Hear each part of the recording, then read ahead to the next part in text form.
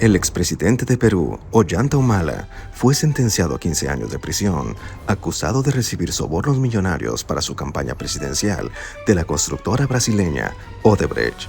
Sí, es la misma constructora que hoy, bajo el nombre de Novonor, sobornó a decenas de funcionarios mexicanos en los días del prianismo, desde Vicente Fox, pasando por Felipe Calderón y rematando con Enrique Peña Nieto.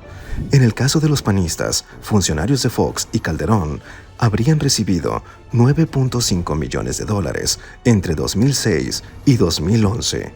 Se sospecha que los primeros pagos apoyaron la cuestionada victoria presidencial de Calderón.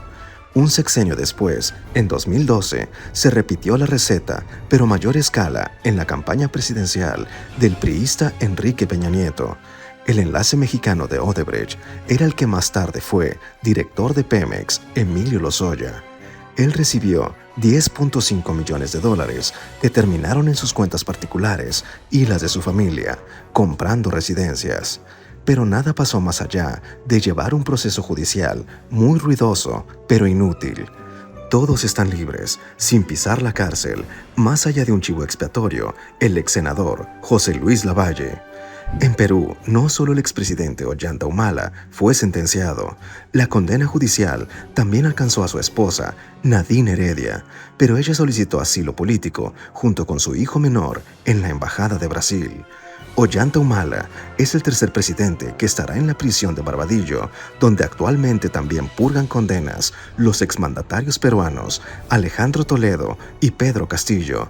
En la cárcel también murió otro expresidente, Alberto Fujimori, y un quinto, Alan García, prefirió suicidarse antes de ser capturado, acusado también de corrupción. 5 expresidentes procesados. ¿Y en México, nada? Impunidad total.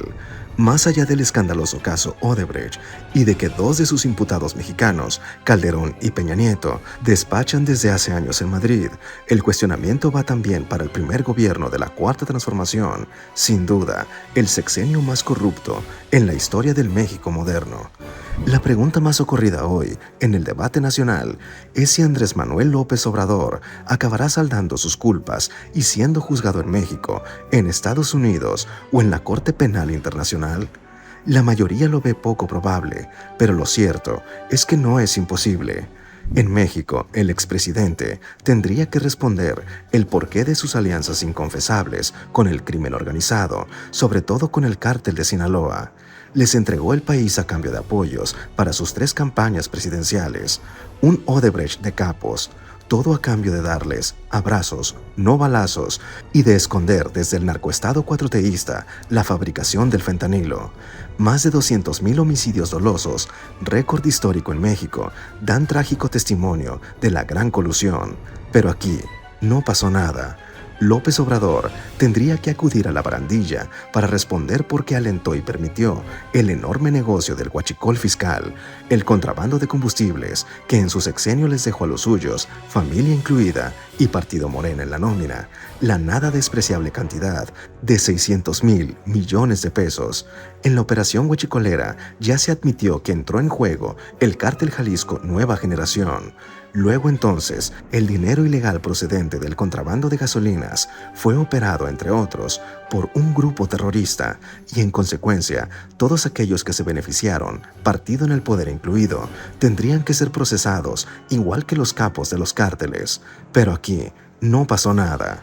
El Mesías de Macuspana tendría que pasar a rendir cuentas de sus opacos contratos con el ejército mexicano, al que le llenó los bolsillos de miles de millones de pesos a cambio de su complicidad y de compartir los negocios en la construcción del aeropuerto Felipe Ángeles, el Tren Maya y el ferrocarril transísmico a los vástagos de la Casa Presidencial, José Ramón, Andy y Gonzalo incluidos. El tráfico de balasto fue uno de los mayores negocios personales de los hijos y de los amigos de los hijos del expresidente, pero aquí no pasó nada.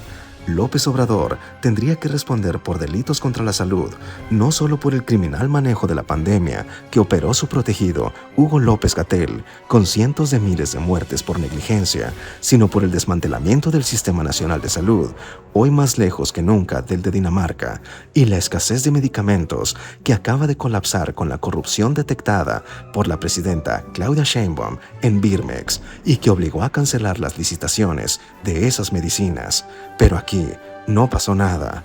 El ciego de Palacio Nacional, el que nunca vio que en México se fabricaba fentanilo, el que ignoró el escandaloso contrabando de huachicol, tendría que estar sentado ya en la Corte Penal Internacional, igual que el ya detenido expresidente filipino Rodrigo Duterte, por delitos de lesa humanidad.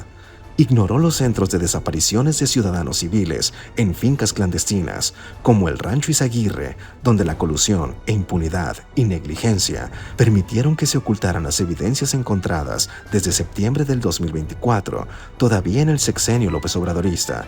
Pero aquí no pasó nada. ¿Alguien desde la indignación o desde lo que queda de la oposición ya plantó cara para denunciar estos delitos frente a las cortes internacionales? ¿O será que la apatía de los mexicanos y la complicidad de los mal llamados opositores, que con su tibieza más parecen comparsa, no les da para fincar una simple denuncia internacional frente a tantas y tan contundentes evidencias? Lo dicho, hoy en Perú, 5 expresidentes fueron sentenciados a prisión, 3 están tras las rejas, 1 falleció preso y el 5º, por vergüenza, decidió quitarse la vida antes que pisar una celda. Aquí, en México, los expresidentes del PRI, del PAN y de Morena, aquellos que alguna vez fueron acusados de corrupción, viven en su exilio dorado, dando conferencias o estrenando novias en Madrid, escondidos en Cuba o dejando correr los días en ese recóndito y misterioso lugar conocido como La Chingada. Calladitos todos se ven más bonitos. Aquí no pasará nada.